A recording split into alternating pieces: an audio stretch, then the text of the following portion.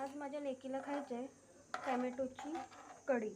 त्यासाठी tomato boil करून घेतले आणि कांदा चिरून घेतले। आता खोबरं बारीक करून घेते।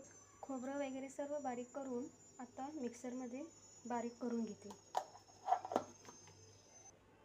हे मसाला वाटून घेतला।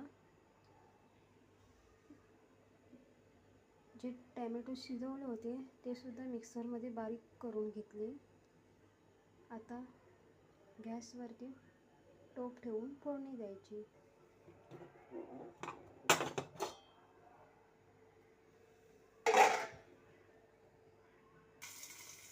जिरं, मोहरी, लसूण आता त्याच्यावर बारीक करून घेतलेला मसाला टाकला। आता लाल हळद,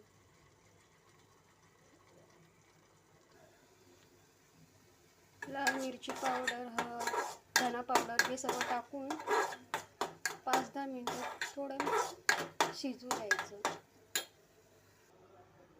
अशा प्रकारे आपली टॅमॅटोची कढी झाली। एक कढ आला की गॅस बंद करून टाकायचा। ही झाली माझी टॅमॅटो कढी तयार। आता इताशीला माझ्या खाऊ घालते। बाय।